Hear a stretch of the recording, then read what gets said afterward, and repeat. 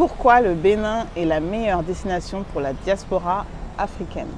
Chers membres de la diaspora africaine, que tu vives actuellement en France, au Canada, aux USA, à Dubaï, enfin tu vois, en Occident, au Moyen-Orient, peu importe, et que tu souhaites retourner en Afrique, arrête de vouloir systématiquement rentrer dans ton pays d'origine. Il y a le Bénin il t'attend. Générique. Ladies, you're so confident. Black queen, pink, yeah, I'm so confident. Je regarde le miroir, je suis confiante. Ouais. The film style, way, and the car.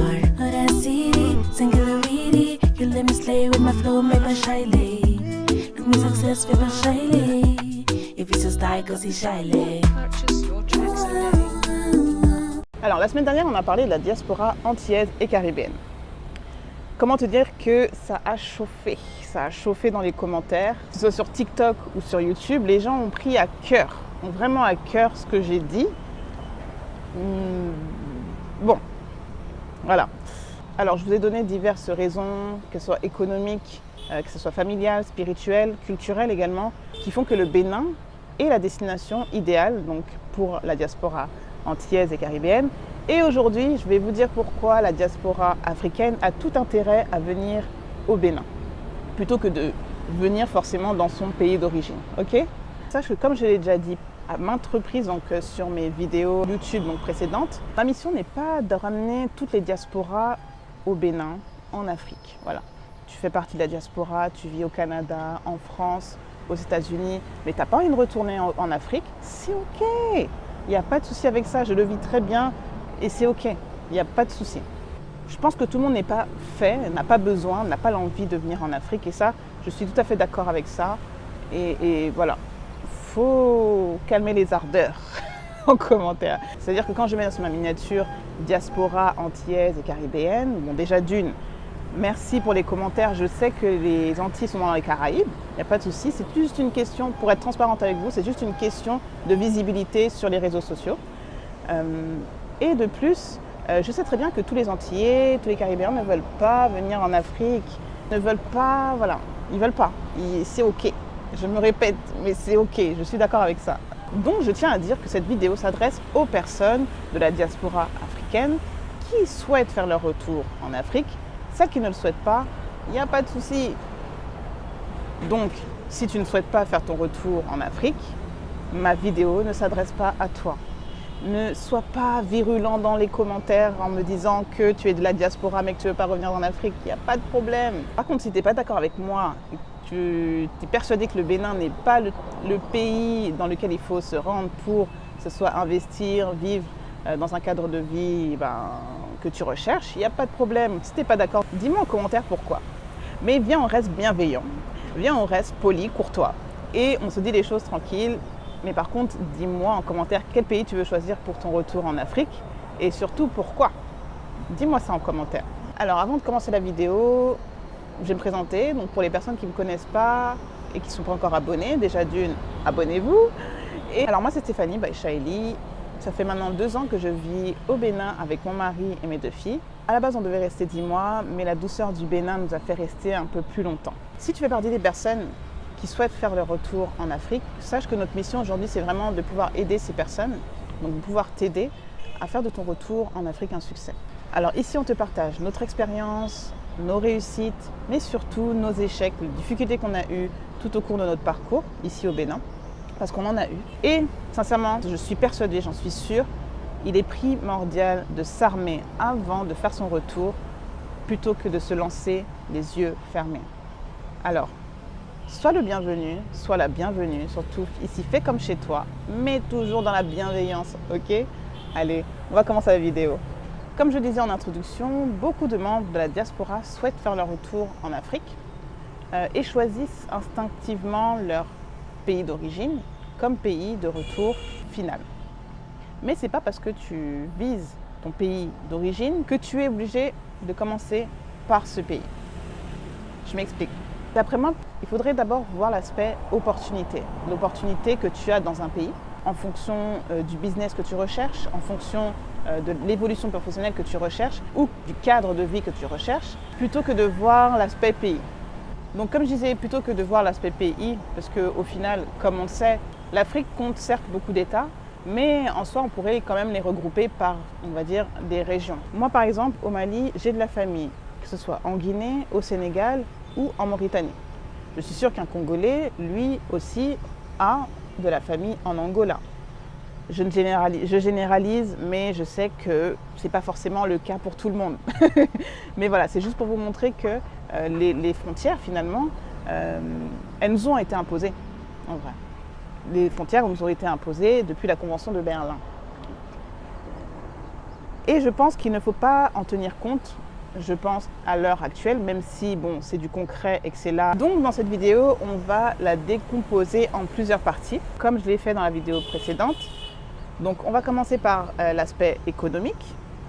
Ensuite, on va parler de l'aspect familial et l'aspect spirituel, culturel. Ok ? On va commencer par l'aspect économique, bien sûr. Le Bénin est actuellement très attractif, que ce soit par rapport à son développement actuel économique qui est vraiment en évolution constante et qui depuis plusieurs années est en train de subir une évolution visible, une évolution que ce soit économique, structurelle, que ce soit administrative. Vraiment, le Bénin est en train de se développer à une vitesse incroyable. Mais reste attractif par ses opportunités qui restent quand même à des prix assez intéressants encore à l'heure actuelle. Par exemple, venir avec 1 million d'euros. Je pense que tout le monde sait ce que c'est 1 million d'euros, même si tout le monde n'a pas eu encore l'opportunité d'avoir ces 1 million dans les mains. Moi, la première. Tout le monde rêve de ce million d'euros, mais ne l'a pas encore. Mais on va imaginer quand même. Imagine, tu viens avec 1 million d'euros, tu veux investir en Afrique. Donc, investir dans une capitale économique telle que Cotonou est, selon moi, beaucoup plus intéressante que dans des capitales, les grandes capitales économiques telles que Abidjan, Luanda ou Lagos, qui ont par exemple des prix au mètre carré beaucoup plus élevés que ceux qui sont actuellement à Cotonou.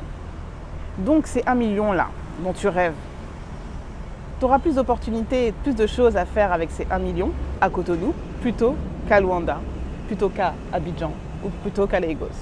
Et je vais te prendre pour exemple la différence que tu pourrais avoir en investissant ce million d'euros pour ouvrir ton restaurant. Par exemple, à Abidjan, à Lagos ou bien à Luanda, sache que tu pourras juste être locataire avec ce million d'euros. Si tu vises la place number one de ces grandes villes, par contre, en venant à Cotonou, d'une, tu seras propriétaire. De deux, grâce à ce budget que tu auras d'1 million d'euros, sache que tu pourras faire les travaux que tu veux. Tu pourras être dans le top 10 des meilleurs restos de la ville. En numéro 3, sache que ton retour sur investissement sera beaucoup plus rapide en venant dans une ville telle que Cotonou, plutôt que dans une ville telle qu'Abidjan, Lagos ou Luanda. Maintenant, là tout de suite, je vais m'adresser à la population ivoirienne. Je vais poser une question, juste une.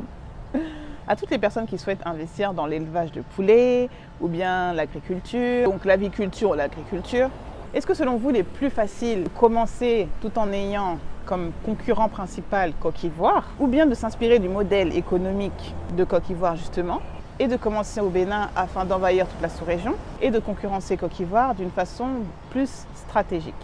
Et comme j'ai dit tout à l'heure, tu peux tout à fait commencer au Bénin, mais toujours avoir cet objectif de rentrer au pays, par exemple aller en Côte d'Ivoire, viser Abidjan.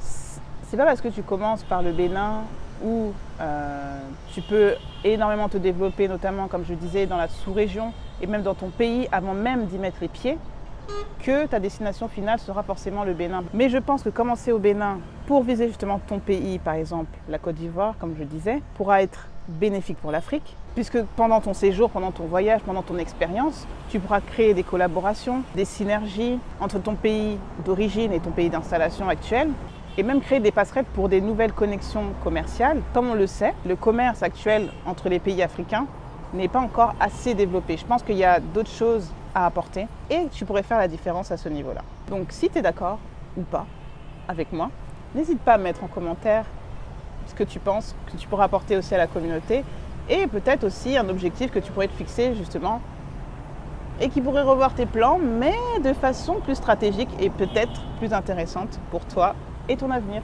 Donc là, on a parlé de l'aspect économique. On va parler maintenant de l'aspect famille.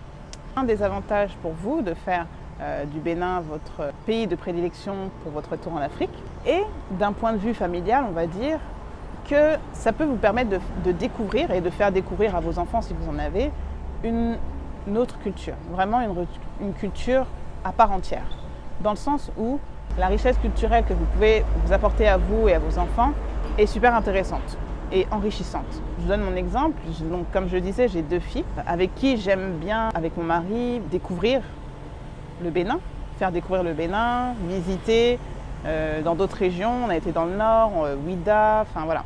On essaye de bouger un peu.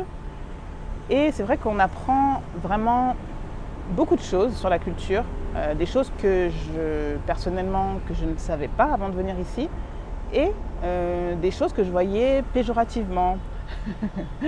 C'est un cliché, mais comme le vaudou. Le vaudou, pour moi, je voyais... Enfin, après, on en parle de façon assez péjorative en général, que ce soit donc par rapport au Bénin ou à Haïti, hein. Mais le vaudou, voilà. Quand on entend vaudou, c'est péjoratif et malheureusement, c'est comme ça qu'il est vu tant qu'on ne le sait pas, tant qu'on n'apprend pas ou tant qu'on ne s'y intéresse pas. Et c'est vrai qu'aujourd'hui, maintenant, je trouve que c'est vraiment intéressant de pouvoir, même si on ne le pratique pas, de pouvoir justement s'y intéresser et de comprendre. Parce qu'au final, j'ai appris et j'ai compris que le Bénin avait cette chance d'avoir justement une spiritualité qui date d'avant l'époque coloniale et qui a fait le choix, donc le Bénin a fait le choix de justement ne pas mélanger sa spiritualité ancestrale avec les différentes religions donc, qui sont venues après. Donc dans l'aspect famille, on a aussi un enrichissement vraiment en termes d'expérience. Par exemple, on peut tout à fait aller à la plage sur les côtes de Cotonou, à Fidjorosset ou bien voilà, tout au long de la route des pêches. On a également la possibilité de faire découvrir à vos enfants, par exemple, les différents royaumes qu'il y avait auparavant avec Abomey. On peut, le temps de vacances scolaires, aller dans le nord, à la Ditingu par exemple. Une expérience que j'ai pu vivre avec mes enfants et mon mari. Donc on a été dans le nord, vous pouvez faire du fromage peul dans un village peul et découvrir leur culture. Vous pouvez faire du karité. C'est des expériences vraiment super enrichissantes et qui vous laisseront des souvenirs incroyables à vous et vos enfants. Ils s'en rappelleront toute leur vie. Ça, vous pouvez me croire. Le Bénin est vraiment, selon moi, l'une des meilleures destinations dans l'Afrique de l'Ouest pour se retrouver en famille, partager des bons moments inoubliables en famille et pour réapprendre à se connaître. Et ça, je vous en parle en connaissance de cause. Passer du temps ensemble, ici, j'ai l'impression qu'on prend le temps d'avoir le temps. Parce que selon moi, vraiment, le temps, ça a une valeur inestimable. On ne l'achète pas, on ne le rattrape pas. Et je pense que vivre des moments comme ça, j'ai pas pu le faire ailleurs qu'ici au Bénin. Maintenant, passons à la spiritualité et à la culture, chers membres de la diaspora africaine. Souvent, on pense que le Bénin est uniquement égal à vaudou. Ça, je l'ai entendu tellement de fois. On m'a dit avant de venir, mais t'as pas peur? Vaudou, tout ça là-bas, c'est chaud. Ah là là. Sachez qu'aujourd'hui, 48% de la population est chrétienne, 29% de la population est musulmane. Avis aux détracteurs. Bénin n'égale pas vaudou. Par contre, le Bénin est le berceau du vaudou. Et ce que j'ai remarqué et ce que j'apprécie énormément, c'est que chaque religion vit en paix. Tous les jours, je me balade sur Cotonou et il y a des mosquées, il y a des églises et il y a des cultes vaudous qui se pratiquent un peu partout dans la ville, même sur la plage. Et chacun vit en paix, chacun accepte, chacun tolère l'autre. Et je vois également des musulmans prier dans la rue et ça ne pose problème à personne. Pour ce qui est des écoles, par exemple au Bénin, il existe de très bonnes madrasas, par exemple pour les musulmans, de très bonnes écoles chrétiennes pour les chrétiens. Surtout, quelque chose d'important et qui m'a agréablement surprise, c'est que chaque fête religieuse est ici célébrée et chômée. C'est-à-dire que mes enfants, même si elles sont dans une école française, le jour de la Eid est férié, aussi bien que Noël ou Pâques pour les chrétiens. Ou bien même que la fête du vaudou qui s'est déroulée il y a quelques jours. Bon, là maintenant on va parler des Africains qui aiment s'ambiancer un peu là. Sachez que ici, Cotonou est vraiment une ville où tout se célèbre. Tout se célèbre et ils aiment énormément faire la fête. Ils organisent beaucoup d'événements justement en ce sens et je trouve que c'est ce qui fait aussi vivre la ville, le pays même. Beaucoup se déplacent par exemple du Togo ou du Nigeria pour participer à des événements. Par exemple, tu connais Fally Ipupa, tu connais Ayra Starr, tu connais Davido, Maître Gims, eh ben ils étaient là il n'y a même pas 15 jours, je pense. Il n'y a même pas 15 jours, ils étaient là pour les fêtes de fin d'année et célébrer cette fin d'année 2023 avec la population béninoise, mais également les autres populations qui venaient au Bénin juste pour ça. Pour tous ceux qui aiment, apprécient le grand Koffi Olomide et qui aiment s'ambiancer sur sa musique, Koffi Olomide était à Cotonou il y a 2 jours, ça fait 2 jours qu'il était là. Donc tout ça pour vous dire que tous ceux qui apprécient l'aspect culturel, événement, s'ambiancer, le Bénin vraiment est la destination idéale pour vous. Et pour rentrer dans un aspect un peu plus sérieux, on va dire, sachez que le Bénin aussi, depuis quelques années, commence justement à faire des salons professionnels qui visent justement à faire partager et faire grandir aussi la population d'un aspect justement professionnel et invite, crée des événements avec des personnes populaires africaines qui justement, de par leur expérience, sont amenées à partager leur business par exemple, leur vécu et qui permettent justement aux Béninois de pouvoir s'enrichir d'un point de vue professionnel. Et pour vous citer quelques noms que vous devez, je pense, certainement connaître. Donc on a eu par exemple Stéphanie Mbida de Parlons Business. On a eu l'investisseur africain qui d'ailleurs, lors de sa dernière venue, m'a interviewé. Je vous mets la petite vidéo ici. Il y a Augustin également, donc le référent dans la négoce pour ceux qui ne le connaissent pas. On a eu Ivoire de Rosen aussi, une célèbre présentatrice donc, de Belgique. On a eu aussi Claudine, représentant de la Startup Academy. Et dernièrement, j'ai pu participer aussi à un salon donc, professionnel qui était le Salon de l'Afrique unie, qui justement regroupait différents pôles tels que la santé, l'innovation, la crypto-monnaie par exemple, l'intelligence artificielle, la formation professionnelle, l'agriculture. Vraiment, c'était un salon vraiment au top. Et je pense que c'est le type de salon qu'il faut encore plus développer et qui se développe actuellement à Cotonou. Et pour finir, sachez que vous ne serez pas dépaysés dans le sens où ici il n'y a pas que des restaurants béninois. Vous avez un choix vraiment immense. Par exemple, on a de la nourriture sénégalaise, congolaise, ivoirienne, un peu de toutes les nationalités. Par exemple, on a la Caribbean, donc sur la route des pêches. On a le restaurant La Sénégalaise, qui est justement à Fitjorosé. On a la quinoise. On a une multitude de restaurants qui proposent des mets, justement, qui certainement viendront de chez vous et dont vous pourrez savourer les saveurs. Donc la vidéo est terminée. J'espère avoir pu te convaincre, ne serait-ce qu'un petit peu, à faire du Bénin le pays de ton retour de prédilection en Afrique. Je t'invite à liker la vidéo, à t'abonner, à laisser un commentaire et me dire un peu tes impressions. Si j'ai réussi à te convaincre, ne serait-ce qu'un petit peu, si tu envisages le Bénin parmi le choix de tes pays de retour en Afrique, ou si c'est pas du tout justement, dis-moi pourquoi. Salut chers Futurépates, je suis Stéphanie et si tu me suis sur cette chaîne, tu sais que mon parcours m'a conduit à revenir en Afrique avec ma famille. Alors, retourner en Afrique, c'est un rêve pour beaucoup d'entre nous. Mais soyons honnêtes, c'est une aventure qui vient souvent avec son lot de peur et d'incertitude. J'ai reçu tellement de questions à ce sujet et je sais que beaucoup d'entre vous se sentent perdus ou craignent de ne pas être préparés. C'est là que notre workbook entre en jeu. Imagine un plan détaillé, étape par étape, pour les 12 mois avant ton retour en Afrique. Un plan qui prend en compte ta situation, que tu viennes seul, en couple ou en famille. Le workbook Plan d'action pour ton retour en Afrique est basé sur notre expérience réelle et sur celle de notre réseau ainsi que des accomplissements et surtout des erreurs qu'on a pu faire. J'ai été à ta place, je sais exactement ce que tu ressens, mais surtout j'ai fait ce voyage avec mes 2 filles et mon mari. Et c'est cette expérience, les questions qu'un tas de personnes nous ont posées qui nous ont inspirés à créer ce workbook. Il est né de vos questions et des réalités que l'on a rencontrées. Clique sur le lien en description, fais de ce retour en Afrique une aventure réelle et bien préparée. Ose rêver, mais passe à l'action aussi. C'est mieux, hein ?